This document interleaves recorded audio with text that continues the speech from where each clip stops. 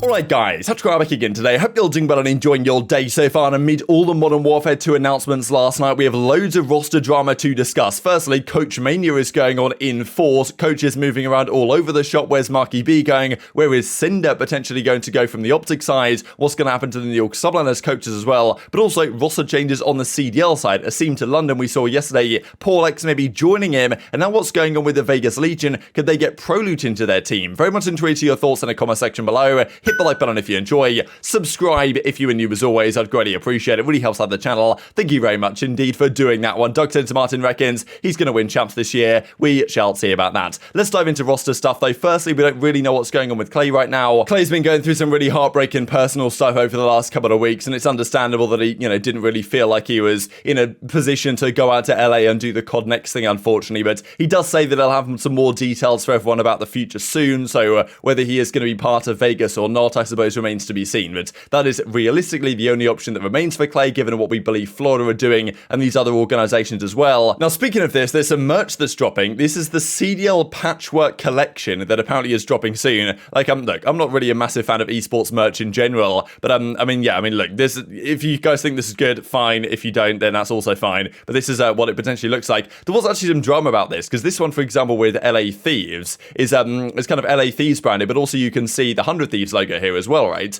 And there was some question as to whether they actually had the rights to use this logo. We'll see in a second. This is the Boston one, and this is also the Atlanta FaZe one. So I don't know, I wouldn't be wearing this in public, but I suppose each to their own. Now, this is John Robinson actually comes in the reply here from 100 Thieves, saying that he's going to get the lawyers in when they only have rights to use the LA Thieves logo, but try and sneak the 100 Thieves logo in too. So pretty interesting stuff actually, and it was kind of strange because Adam F. Cooper from Raven comes back and says, hey, all the designs were signed off by both 100 Thieves and the league. So pretty interesting stuff. Don't know who's right on this issue, but I suppose it remains to be seen whether the lawyers are going to come in full force to deal with this if they don't have the rights to use the logo. Maybe they do, who knows. But yeah, this stuff is coming soon, and maybe indicative of something slightly cooler might happen within the game this season, right? Because the last couple of years, the actual CDL team skins have not been the best by any means, of course. Maybe this is showing that there might be something a little bit more interesting going on with actually the team's logo or, whatever on the weapons, which would be pretty cool rather than just plastered over it like it has been recently. Let's talk Coachmania then, because confirmed yesterday, Los Angeles Guerrillas getting aBeZy. This is honestly really interesting to me because Toronto aBeZy has been there for several years at this point, and now LAG have pretty much poached him away. So as Jacob L says, announcement expected soon. The announcement does come relatively soon, as Toronto confirm here. Mark, you've been an integral part of Toronto Ultra for years. Through the highs and lows, always figured out a way to bring the team together. So aBeZy got a lot of credit for being the coach of this team, I think understandably so. Made in part the questionable call at the time to drop methods for insights. That worked out obviously very well for the roster, and achieved incredible things really with the team they had during Cold War, and even this past season as well. Obviously wasn't great. They've changed a few things up, but people still rate aBeZy very highly. So he's going to leave and go to the Los Angeles Guerrillas, confirmed by LAG last night. So this is honestly kind of a big move from LAG, because aBeZy said recently that he was exploring options outside of Toronto, whether he'd kind of just had enough, right, wanted to go and take his talent elsewhere. I think that's fair enough, right? If you are a coach, you've been on a team for 3 seasons, you probably think it's about time to change things up, go to another team,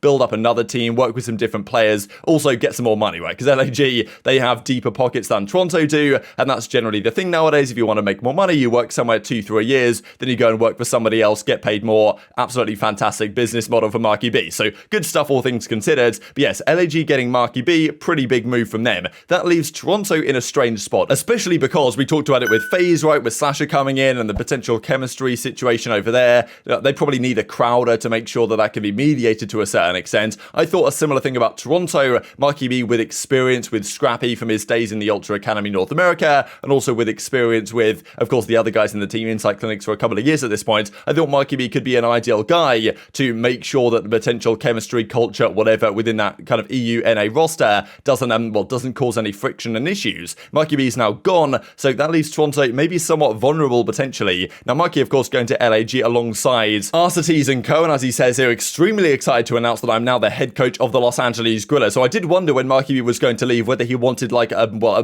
different role, right? Whether he wanted to go from being a head coach on Toronto to being either a GM or some sort of more management position. Of course, the future could still potentially lie ahead of him to do exactly that. And as Arcitys goes on to say, excited to get to work. So potentially a big scalp for LAG to take here to try and rebuild their coaching stuff that hasn't worked out too well the last last couple of years. Now, this is another one from the New York subliners, with Daryl saying at sender and something like this, and then some actual rumors coming out. And I think I've actually heard this for maybe even a couple of weeks at this point, that sender to New York subliners was an option on the cards. And, well, Daryl, of course, hinted at it potentially. So Daryl, we believe, will stay as the head coach, and then I guess they're going to bring Sender in as like an assistant coach there, because they had Revan, they had JP doing that kind of role. Both of those guys are now gone. We'll see in a second. This is interesting from the Sender side, from my perspective, because like it tells us a bit about what might have happened on the OpTic side, because Sender also did a similar tweet to what aBeZy did, saying that he's exploring options from OpTic, just as aBeZy said the same thing from Toronto. But I thought maybe Sender was going to go and be the head coach for Los Angeles Guerrillas, and Sender was thinking, well, you know what, like I'll try and explore my options to be more than an assistant coach, right? Maybe take on a role as a head coach or something elsewhere. If he's just going to end up the assistant coach on New York, like that's not exactly an upgrade from the assistant coach on OpTic. So probably makes me think that OpTic got rid of Sender rather than him deciding to leave, if that indeed is the case. Definitely let me know your thoughts in the comment section below on that one though. Now, speaking of course of the New York subliners coaching staff, they released 2 of their members last night. JP Krez, one of the longest serving members of this organization really since I suppose the Modern Warfare days, been around a long period of time, one of the best analytical minds in the scene, no doubt about it. He is gone from the roster. I'm pretty sure that New York are going for the like no dramas approach this season. They don't want any friction between Daryl and any of the coaching guys. Like they want to bring guys in that are going to be all on the same page and not going to have any of the chaotic issues that they've experienced the last couple of seasons, really pretty much since the inception of the CDL. There's been some drama within the subliners camp. They probably don't want that. So they want Daryl. They're going to choose their guys being Daryl, and any of the guys he had friction with, they're going to go. JP Krez is gone, and also Revan is gone as well. Now, Revan doesn't seem to know what's next here, actually, but speaking of JP Krez real quick, because I think a lot of people have said if Cinder is gone from OpTic, then JP surely should be a target there. I think Ben mentioned it early on that OpTic probably needs another,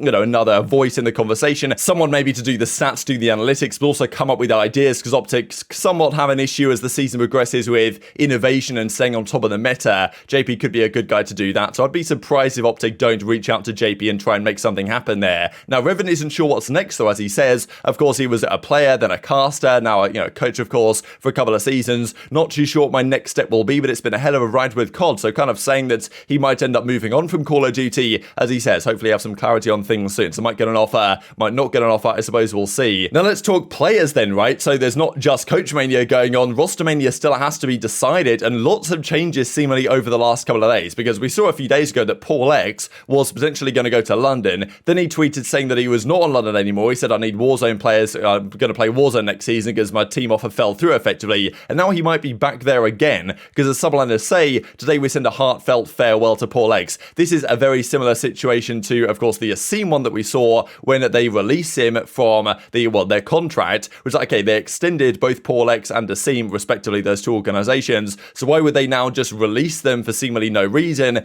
if they have them under contract, right? And Paul X, I thought the idea might have been for New York, okay, like, look, if someone buys you out, fine. If you don't get bought out, then whatever, we'll keep you on the bench and maybe bring you in if you can actually rectify the drama that there clearly was with Daryl and the team last season. But they probably wanted to get rid of him if they could, and now the opportunity has arisen for them to get a buyout probably for him, and that's exactly what's happened. So Paul X is gone, Asim is gone from LAG, and they may well be ending up on the London Royal Ravens. Paul X does practically confirm it, yes, now either an unrestricted free agent or no longer a free agent at all, and he's actually been bought out and selected by a particular roster, which may be London, right? So of course we saw this, that Temp said that Asim, he believes, is going to go to London. Paul X was linked to that team for quite some time, so I wonder if Paul X could go elsewhere, just because, like, I don't really see him fitting in elsewhere. Yes, he could go to Vegas or whatever, but like, he's going to be a flex player generally. Temp is there, you'd think, is the flex player for Vegas Legion, so maybe he's gone there, but also Vegas, I don't think they're going to pay a buyout, and if they are, they're not going to do it yet. So London seems to make sense. Paul X has been linked over there for quite some time at this point. But what do you guys think about that team, right, if that was indeed to be the case? We'll discuss Prelude in a second, because I just don't understand what London are doing if they get Paul X with the other players they've been linked to. Okay, Zero stays. Paul X is, I guess, the flex player. Then you've got Asim and Nasty as your SMG duo. Like, okay, fair enough. The roles make sense, but they're putting an awful lot of credit into Nasty being like an absolutely firepower, like slaying SMG like Afro was, for that team to be successful. I think Paul X is a solid player, so is Asim, definitely deserving both of them of being in the league, but is that actually a good team? Zero, Paul X, Asim and Nasty, as I said yesterday. Asim and Nasty, yes, I'd be pretty scared if I was coming up against them in a ranked game with me and my boys, but like, if I'm Simp and aBeZy, if I'm Scump and Shotzzy, I'm not particularly particularly scared of that. But I guess Nasty is the EU Scump or whatever, and I think he's got a lot of potential. I just don't know if he can be the slaying guy that they will need if that's the roster they build. But I think Paul X is a solid player, so interesting team that London are building if they are building that team. Now, let's talk Vegas, because as Grim Reaper points out to me here, Prolute might be on a team. He puts this on his kind of story here with can't wait to be on stage next season. And there's an image of him, of course, when he was on, well, actually playing London on the other side here, but it's Prolute with the OpTic Texas boys last year,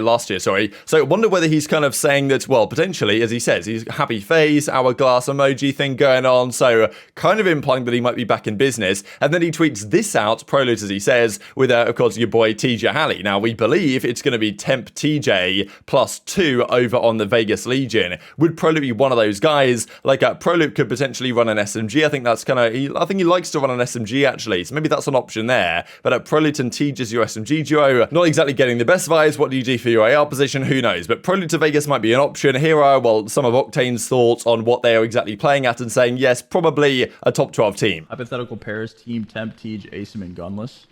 They got Gunny, for sure. I mean, I feel like Pierce has to get an offer somewhere. There's no way. I also don't even know what the team is supposed to be. I know it's like, what was the rumor? It was like Donnie. It was Donnie, TJ, and like Clay. Wasn't it Clay? As like the team of 3 that were looking for one. But then Asym got put on like London today because Donnie said something about him going to London on stream. I don't know. The Paris situation is weird. Yeah, they're definitely a top 12 team. They're definitely a team in the CDL. I would agree that they're definitely a team in the CDL for sure. So to be honest, at this point, I don't think it really matters so much what the Vegas Legion decide to do. They're probably going to be top 12 and probably not get too much better than that. But interested your thoughts down below. Right, Prolute over there, Paul X to London, the whole coaching drama. There's a lot going on right now. A couple of other teams to mention in the challenger side for next season. Chino's making the comeback. Morks and Noisy. That's going to be their team of 3. They need a 1. They need an SMG, of course, with Chino and Morks on that roster. So, I mean, yeah, that's the plan for Chino going forwards. And then also a team of 4 has been determined with Saints, Mohawk, Decimate, and Blast. So, yeah, quite the team. This one, Saints making his return to the challenger side. I think a lot of players are kind of pretty excited to get back in business for the Modern Warfare 2 season, starting earlier than usual. So, look, we'll see how it goes for these boys, but definitely a squad that should be pretty much in the upper echelons of the challengers scene. And let's just finish out with this greatest champs winner of all time. We are now getting down to the final 2. OpTic, of course, made it to the Champion of Champions. Last night was FaZe versus Complexity. To me, this is kind of a no-brainer. FaZe were great and they won champs without too many difficulties, but Complexity were just unbeatable that tournament. They lost, I believe, 3 maps all tournament at the World Championship in 2014. There was really never any doubt in anyone's mind that they were going to win that tournament. So, I mean, yeah, they won this one. I think a lot of people, maybe the people who didn't watch them back in the day, would probably imagine that FaZe could have been up there. But yeah, Complexity versus OpTic will be the finals, as we may have expected. But very much enjoyed your thoughts in the comment section below. Hit the like button if you enjoyed. Subscribe if you're new. Take care, and I'll see you next time.